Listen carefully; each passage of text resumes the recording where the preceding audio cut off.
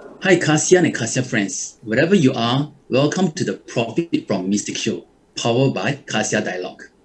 I'm Vincent Chia, your CASEA host. This show, The Profit from Mistakes, is all about learning from mistakes from our CASEA loggers who are seasoned entrepreneurs, business owners, business experts, so that we can avoid doing the same mistakes in our personal life and our business life. Hi, Kasians and Kasia friend, wherever you are. I'm Rudy Vang, also your Kasia host. The Profit from Mistake Show is a franchise show powered by Kasia Dialogue of CASEA-BC. Today's episode is our fourth episode, and we are very happy to have our Kasia logger here again with us, Miss Joanna Liew. So please give her a warm welcome.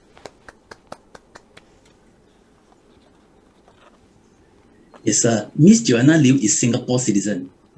After years in various roles in the government education sector, Joanna pursued her master's in social policy and social research in the University College London, where she was trained to use systematic review software incorporating machine learning and natural language processing to automate the research process. Joanna developed a keen interest in business analytics and machine learning and pursued further studies in data science and business analytics. She then founded a data analytical startup, Perceptive Consulting, focusing on providing analysis as a service for business owners and organizations.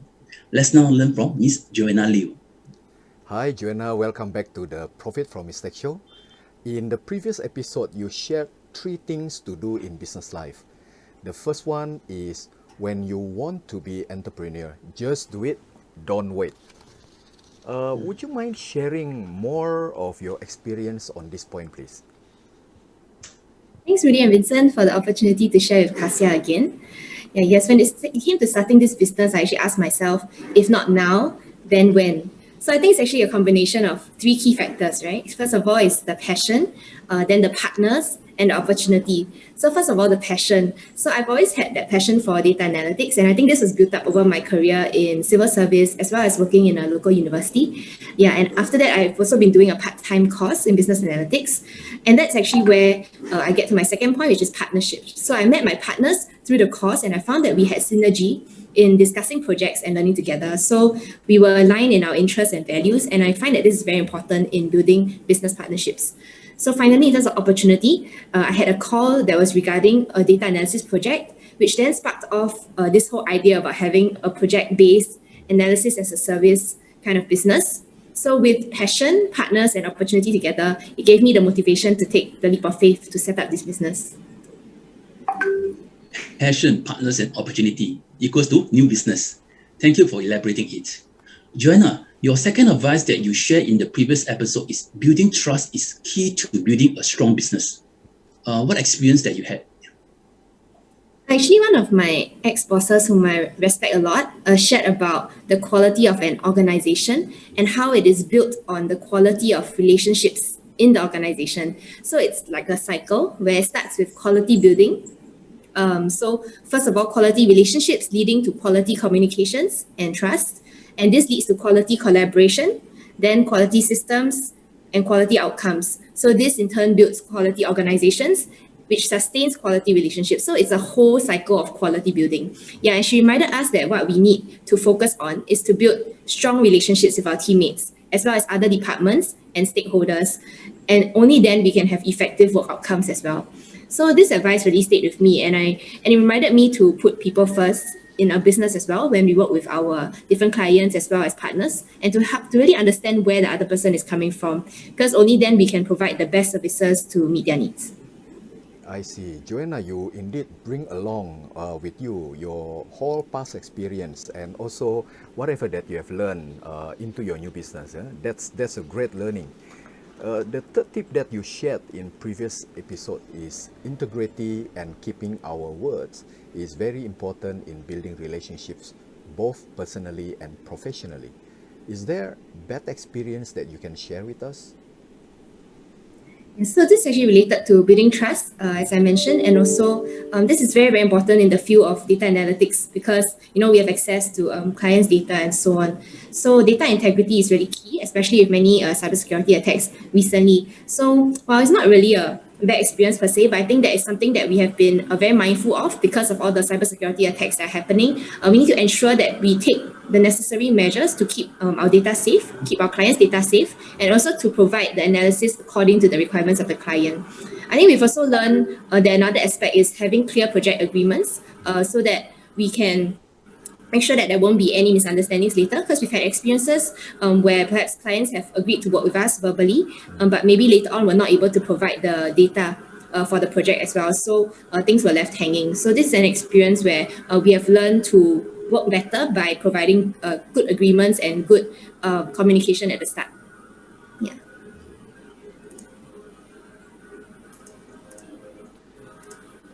Yeah, so both supplier and customers should exercise integrity and keeping words in business. It's a beautiful learning. Hi, CASEA and CASEA friends who are just joining us. Welcome to the Profit from Mistakes show, powered by CASEA Dialogue. This show is all about learning from mistakes from our CASEA loggers who are seasoned entrepreneur, business owner, business expert, so that we can avoid doing the same mistakes in our personal life and our business life. Let's get back to our CASEA logger, Miss Joanna Liew. Joanna, regarding mistake in running business, you shared two mistakes that you made before. The first one is not having clear expectation. Would you mind giving one example of this mistake? Yes, I think I mentioned earlier that clear expectations is really very important when it comes to providing services for clients. So we've learned that what we need to do is really to ask the right questions to understand what their specific requirements are from the very start, and to provide detailed proposals with key deliverables as well as pricing. So as part of our marketing efforts, I think earlier we had actually provided some free services. So, for example, we would give free data reviews for a certain sample set, or we would give maybe a dashboard outline or a draft design. So this would allow our customers to try out even customized samples, dashboard, as well as to see how it can help them for their business. But I think that this actually led to the issue where some clients may ask for additional items without committing to a project, or they may maybe just agree verbally to work with us, but there's no concrete agreements. So what we learned to do was to set clear boundaries on what we can provide as samples, and to sign clear project agreements from the very beginning. And this made it easier for us to plan our manpower allocation also, instead of letting the project kind of drag on for some time, and also to help us to see what's our project commitment over the long term. I see. I'm sure that there are always customers who want to get as much free services or free product as possible. Indeed, your experience of not having clear expectation is a very good lesson for you and all of us here. Thank you, Joanna, for elaborating. So the second mistake that you shared previously is restrict ourselves to certain type of sectors or partners. How do you do your business now in regards to this learning point?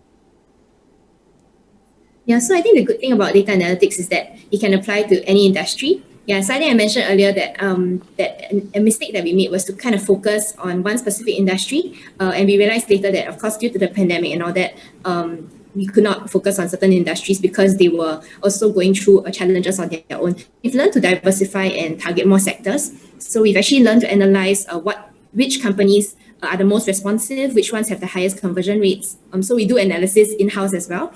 And then we constantly meet and reach out to other business owners. This is through business networking platforms, and also even through our professional and personal networks. So we constantly share about business with different clients as well as partners. And we've learned that we should just be open to share about our analytics services on any platform, because there have been many good referrals as well. So we've actually learned that through this, we can then work on projects in new sectors, not just the ones that we thought of originally, but to really work on sectors such as law firms and preschool chains based on our network. So this is just a whole new area that we've been looking at as well. Yeah. So Joanna, you and your partners really learn from your mistakes.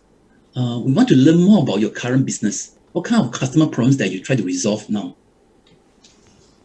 So actually now, we know it's a very uncertain and challenging time. So we use this analogy of how business owners are, like captains steering their ship through the stormy sea, as in right now there's all these uncertainties. So like a captain of the ship, they need to look at the information on the dashboard to understand where to go and how to steer their ship. So what we want to do is to help business owners to answer these questions by providing that dashboard for them, so that they can, answer questions like, how do I monitor my KPIs, grow my revenue? How productive are my staff? How can I increase my productivity?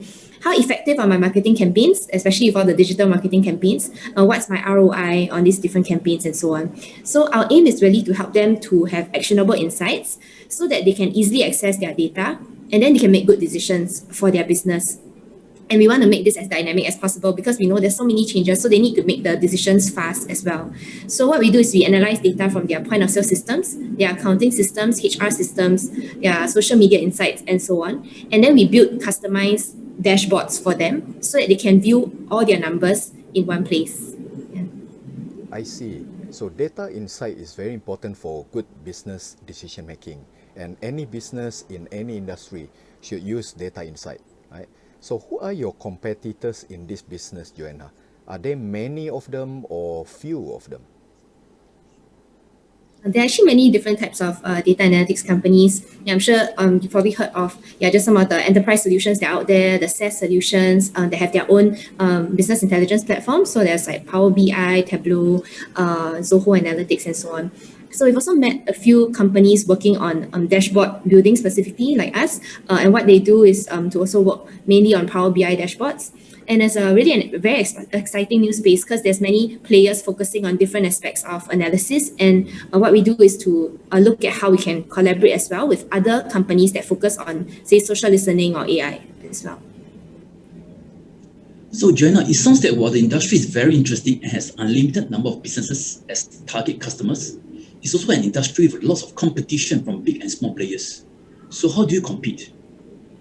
So there's two key aspects, I think. Firstly, is to build the client relationships and then also to provide quality services. So our strategy focuses on relationship building first because we realize that when it comes to data analytics, right, we need to first of all understand what's the business pain points and what are the issues behind. Because sometimes it's a matter of data quality as well. What kind of data are they collecting? Or maybe they have some issues with the system, some issues with how they are currently, maybe collecting it manually and so on. So we found that clients are actually very keen to start on analytics subscriptions with us to provide dashboards after we have built relationships over time. And while this takes time, it will also yield better results in the long run.